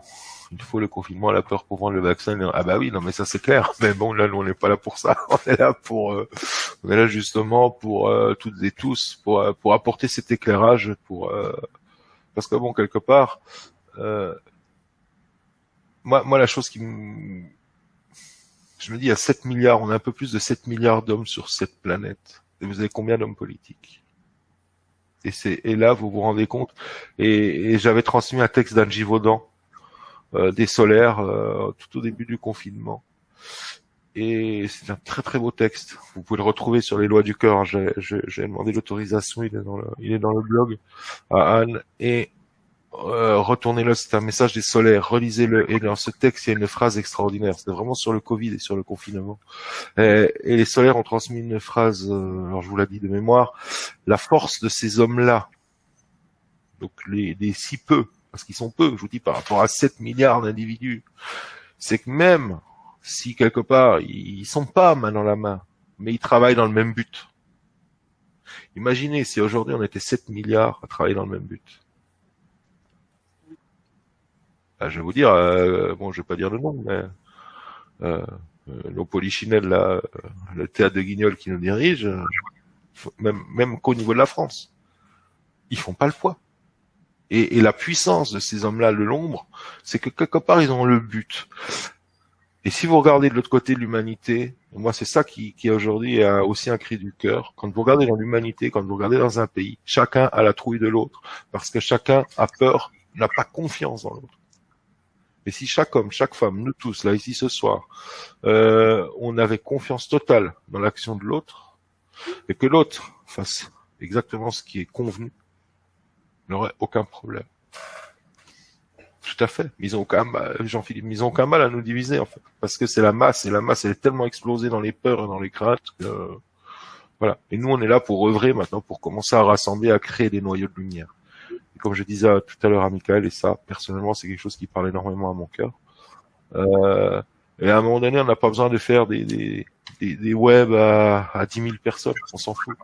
À un moment donné, c'est des noyaux durs, et plus un noyau est petit, plus il est dur. Et ces noyaux-là, tout ce qu'on envoie là, bon, ce sont des choses qui s'expansent. Ne l'oubliez jamais. On a perdu Hélène. Ouais. On a perdu Hélène, ouais. Voilà. Hélène. Voilà. La distanciation, ouais, Xavier. Mais ça, c'est tout un ensemble de choses. Et moi, je rejoins franchement. Alors, j'ai pas de conseils, hein. Mais comme disait tout à l'heure Christina, c'est vrai qu'à un moment donné, le masque, etc. Ah, souci de réseau. Voilà, après c'est un choix, et c'est un choix de donner la main ou pas. Voilà. Bon, après des fois vous avez l'autre qui vous regarde avec des yeux comme ça. Bon, il veut pas la prendre, mais à un moment donné vous proposez. Et n'oubliez jamais que quand vous proposez quelque chose, c'est l'autre de disposer de votre proposition. Mais s'il va dans le sens inverse de ce que vous souhaiteriez, n'en prenez pas ombrage. Continuez de proposer. Ça aussi, je pense que c'est important. Comme disait, moi je disais tout à l'heure des amis là qui échangeaient sur les réseaux sociaux en disant il y a des magasins là, je sais plus dans quelle ville, où ils commencent à force justement, comme disait Christina, que les gens ne rentrent plus dans le magasin avec le masque. Ils ont rendu les patrons de magasins, les boutiquiers, ils ont arrêté de rendre le masque obligatoire, parce que c'est ça qui est génial. Bon, on va taper où ça fait mal, parce qu'ils vendent pas leurs trucs, mais il y a un moment donné, c'est aussi ça qui est génial. Et ça, on peut toutes et tous le faire. Hélène revient. Voilà, coucou Hélène. On a récupéré Hélène. Voilà.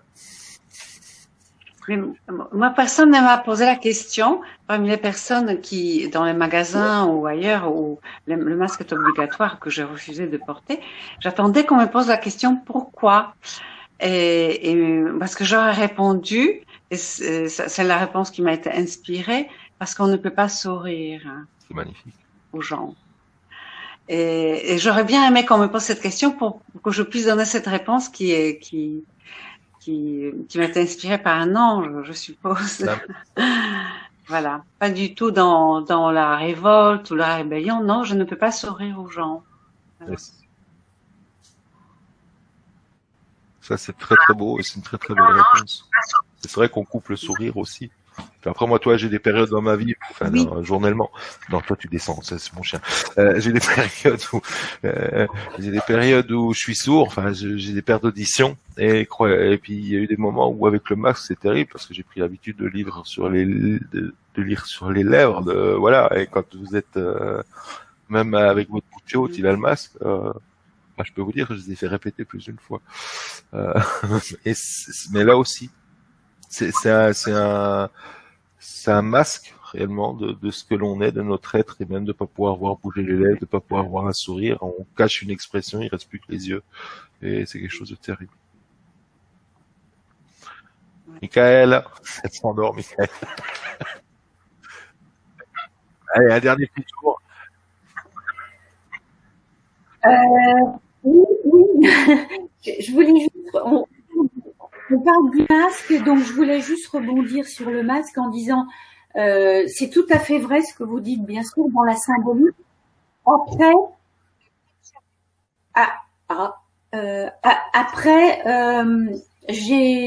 Tal Chaler parle, je crois, dans une de ses vidéos.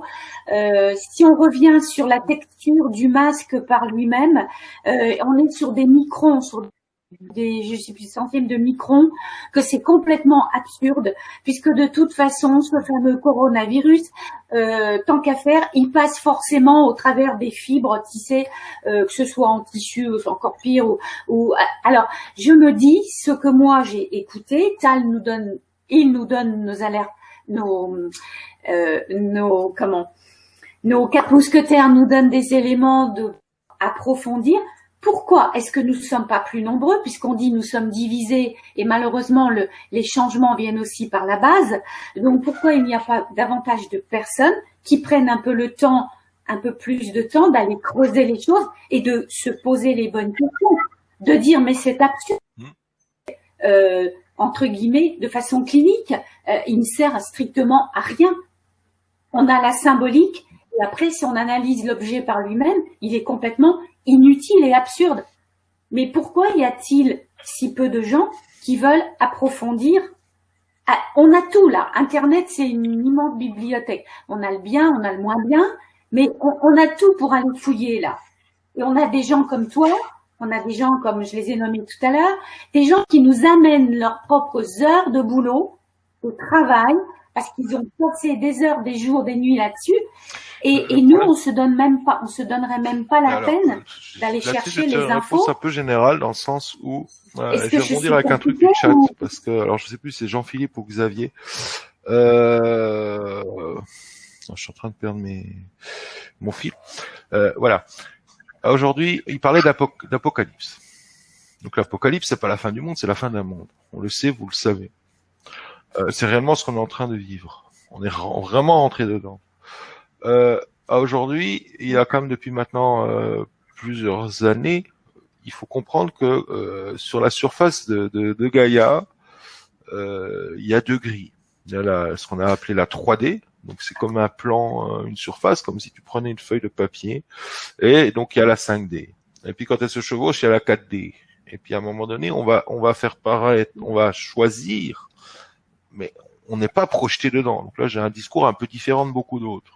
C'est par mon évolution personnelle, c'est par mon travail personnel, de ce que je fais par rapport à mon intérieur, que je vais pouvoir aller sur ce plan de 5D. Je vais pouvoir m'incarner dans cette 5D, être dans cette 5D. La difficulté aujourd'hui, c'est qu'on a ces deux plans. Et si on a le canal Marial et Michael, notamment depuis les années 2015-2016, c'est annoncé qu'il y a une difficulté qui est présente à l'homme, qui arrive, qui va être de cohabiter entre les dimensions. Et aujourd'hui, c'est ce que nous faisons. Nous commençons à cohabiter. Et tu te rends compte, effectivement, que tu as des gens qui n'ont aucune envie d'aller chercher. Tu en as d'autres qui vont chercher. Et chacun se balade un peu sur ses plans, là. Si ça, c'est le 5, là, c'est le 3. Ben, et il y en a qui veulent absolument rester dans le 3, il y en a qui ont absolument aucune envie de passer dans le 5. Mais, et bon, alors quand ça se chevauche, ben, il y a le 4, on va dire, hein, qui est cette phase intermédiaire, où tu as des entités aussi qui sont incarnées là, au niveau de la 4, qui sont en plein éveil, mais j'aime pas ce mot-là, qui sont dans ce travail intérieur, mais quelque part, on est en train de cohabiter. Et c'est très compliqué. Et pour redire, c'est vraiment de garder cet alignement, de dire dans quel... ça pourrait faire l'objet d'un autre live, hein, je veux pas m'étendre là-dessus, mais quelle est la notion d'enracinement? Quelle est la notion d'enracinement par rapport à notre chakra racine? Parce que je vous rappelle que racine, c'est pas les racines qui descendent, c'est pas l'ancrage, l'enracinement, c'est la race, ça vient du mot race, c'est la race humaine. Donc, est-ce que je suis dans ma race? Donc, c'est cet homme d'amour, hein, à l'origine, mais racine, c'est d'être un homme amour. C'est d'incarner cela. Si je veux être sans 5D, ben, il faut que je commence à incarner cela. Donc par mes actions, ça va pas venir par le Saint-Esprit. Je m'excuse vis-à-vis de l'Esprit Saint, mais c'est pas, voilà, ça va pas tomber comme ça. Et pareil, il y a de nombreuses, le canal Marial, Michael, Sananda, etc. Ils vous le disent tous, ils nous le disent à tous. C'est quand même un boulot personnel qu'on doit entreprendre, de dire je m'élève. Et dans cette élévation-là, moi, ce que je trouve de très compliqué, c'est que vous, moi, voilà, on a cette approche, je dirais, sans jugement, de compréhension de l'autre, de celui, comme tu disais, Michael, qui ne cherche pas sur Internet. Par contre, celui qui ne cherche pas sur Internet, il va nous mettre, vous savez, le complot, le fameux mot terrible sur la tête. Voilà, on a la mi-vidule, on a mi-vidule, enfin le truc des sectes, enfin voilà, bon, on se tape tout un tas de trucs sur la tronche, parce que, bah eux, oui, ils n'ont pas cette compréhension d'amour que dans l'autre sens on peut avoir. Mais aujourd'hui, effectivement, et ça a été annoncé. Je le redis, il y a deux choses quand même qui sont très importantes qui ont été annoncées. On est plusieurs à l'avoir reçu. Il y a deux choses. Premièrement, cette cohabitation des dimensions. Et ça va se faire, mais ça va durer. Et encore, je trouve que ça va très vite à l'échelle planétaire. Comme nous, on est 7 milliards d'individus. Hein, donc, ça va quand même très vite. Quand vous regardez il y a 3 ans où on en était, où on en est aujourd'hui, il y a quand même beaucoup de changements. Et la deuxième chose qui nous touche, nous, petits Français, on en avait parlé vendredi, là, quand on a fait le test. Christina, tu n'étais pas là. Et ça, je le redis à tout le monde, ça a été transmis aussi. Le gros point dur pour la lumière, ils sont exprimés comme ça, où ils auraient le plus de difficultés, ce sera l'ancienne Gaule. Et ça a été transmis dans les années 2016-2017 aussi. L'ancienne Gaule, qu'est-ce que c'est? L'ancienne Gaule, c'est la France. Alors j'ai pas eu le temps, je rechercherai, j'ai vraiment pas eu le temps de chercher. La France est un chakra essentiel à Gaïa, hein, qui est comme un être vivant en elle-même. Elle a des chakras, elle aussi, c'est un centre énergétique. Donc ça peut expliquer que l'ombre, elle travaille là, parce que ça freine l'ascension de Gaïa. Je dis pas qu'elle l'ascensionnera pas, mais ça la freine. Par rapport justement, comme le disait Xavier Jean-Philippe, à ces grégores très d'énergie négative qu'il y a actuellement en France. Et alors le fameux triangle, donc je n'ai vraiment pas eu le temps de rechercher ce que c'est. Vous avez un triangle énergétique qui est France, Canada, Brésil. Et si vous regardez ce qui se passe au Canada, là aussi l'ombre elle fait très très fort en ce moment. Et au Brésil aussi. Et là, plus au Brésil, c'est même plus d'ailleurs bon, au niveau de l'humanité, mais les Brésiliens même au niveau de la nature. Et donc là, ils sont en train d'essayer de verrouiller l'ascension de l'ensemble. Mais quelque part, je pense qu'aujourd'hui, effectivement, comme beaucoup le disent, ils savent qu'ils ont déjà perdu. Ils le savent, mais bon, on est en train de vivre à la Lali et puis bah ils ont pas envie de quitter leur monde. Hein. Ils connaissent. Je vais juste répondre. Donc Wolfa. Alors Wolfa, elle nous écrit pour celles et ceux. Donc moi personnellement, je ressens les peurs des autres en ce moment, vu que nous sommes connectés, oui, et interconnectés. Alors est-ce que j'ai une astuce? Moi aujourd'hui, j'en ai pas 150 d'astuces. Il faut simplement penser à le faire. C'est que tous les matins au réveil, avant de partir, quand on est encore bien chez soi, moi ce que je vous conseille, mais parfois on oublie, hein, pour les autres, je pense toujours, mais pour moi j'oublie. Bah, tous les matins, Faute, ça pas besoin, ça peut être de la pleine conscience. Je vous rappelle que vos pensées sont directrices, vos pensées sont créatrices, et donc en pleine conscience, simplement vous visualisez une sphère de couleur bleue. Donc le bleu nuit, un bleu nuit de lumière, donc qui est le rayon bleu. Hein. Là, je fais une aparté. Donc vous vous visualisez à l'intérieur de cette sphère bleue. Et puis sur la face extérieure de la sphère, vous imaginez un miroir. Donc un miroir dans lequel on se regarde. Mais par contre, le miroir tourné vers le monde extérieur. Hein, donc vous avez le côté gris quand vous retournez un miroir, donc vers le monde extérieur. Et avec tout le pouvoir de votre attention, vous visualisez cette sphère. C'est une sphère de protection au niveau énergétique. Donc le miroir va renvoyer tout ce qui est agressif, et le bleu, donc automatiquement ça renvoie. Je renvoie pas à l'émetteur, je renvoie à l'univers, comme un terreau. Je le dis souvent, une belle rose. Je m'excuse de l'expression, vous mettez pas de l'or au pied de la rose pour que votre rosier fasse des fleurs magnifiques, vous mettez de la merde. Vous mettez du crottin de cheval, vous mettez des excréments. Donc c'est ça la transmutation. Donc votre sphère avec ce miroir à l'extérieur, ce miroir simplement vous faites réorienter ces énergies négatives vers l'univers, vous l'offrez à l'univers et vous demandez la transmutation dans la lumière et ça va nourrir cette transmutation. Et la couleur bleue, tout simplement, elle va laisser passer des énergies d'amour. Et quand vous faites ça le matin, quand tu fais ça le matin, simplement tu te fixes par tout le pouvoir de ton attention et de ton intention. Tu te fixes simplement que cette sphère, elle dure du moment où tu la commandes autour de toi jusqu'à l'heure que tu choisis le soir. Par exemple, ton retour à 22h, 23h, etc. ou au coucher. Et vous pouvez aussi très bien le faire la nuit. Simplement. Et ça vous prend 2 ou 3 minutes. Et je vous dis, vous pouvez le faire. Et moi, je me marre, je me moque de moi-même un peu d'autodérision. Bien souvent, j'oublie de le faire. Voilà. Comme on dit, c'est le cordonnier le plus mal chaussé. Mais franchement, ça marche bien. Et si tu veux, ça va te protéger et ça va créer ça. Et puis dans votre sphère bleue, vous pouvez, si vous avez un animal, mettre l'animal. Vous pouvez mettre n'importe quoi. Vous pouvez mettre votre maison. Vous pouvez mettre vos sous à la banque. Vous pouvez, je sais pas, vous pouvez tout mettre. C'est que des énergies. N'oubliez pas, vous êtes un maître énergéticien. Et vos pensées, ce sont des énergies. Donc vous êtes ce maître énergéticien. Donc vous pouvez créer ces énergies autour de vous. C'est de l'invisible. Mais c'est quelque chose de fantastique et extraordinaire. Donc ça, c'est un petit outil aussi que vous pouvez toutes et tous mettre en place. Il suffit d'y penser. Une belle sphère bleue nuit de lumière avec un miroir vers l'extérieur. Voilà. Moi, je vous propose, mesdames, si avez-vous quelque chose à dire encore? Non? C'était très bien, hein. C'était super. Hein. Moi, je suis très contente moi aussi. de cette. Moi aussi, j'espère que vous, les auditeurs, vraiment du fond du cœur. Et puis, je pense qu'on va essayer de donner cette dimension aux lois du cœur, parce que sur des tas de choses, sur l'enfant intérieur. Enfin, j'ai des tas de projets là, voilà. Et puis, venez. Et je pense que voilà, ça permet d'échanger. C'est plus vivant. Et je vous remercie du fond du cœur, Christina, Michael, Hélène, vraiment, je vous remercie du fond de mon cœur d'être venus ce soir. En plus, c'était la première des lois du cœur en interaction comme ça. Donc, grand merci. Je ne vous oublie pas de l'autre côté du chat. N'hésitez pas, vous voyez, ça se passe bien. Donc, pour les prochaines, quand vous recevez le mail, je sais qu'Olfa, Nadia, j'ai déjà fait ma petite liste, puisque j'avais aussi d'autres personnes derrière pour d'autres thèmes. Et je vous remercie, Xavier, ça m'a fait super plaisir de t'avoir avec moi ce soir aussi. J'espère que tu vas bien. Voilà. Mais écoutez, je vous aime toutes et tous. Je vous souhaite à toutes et tous une magnifique et très belle soirée. Mesdames, un mot de la fin pour une fois.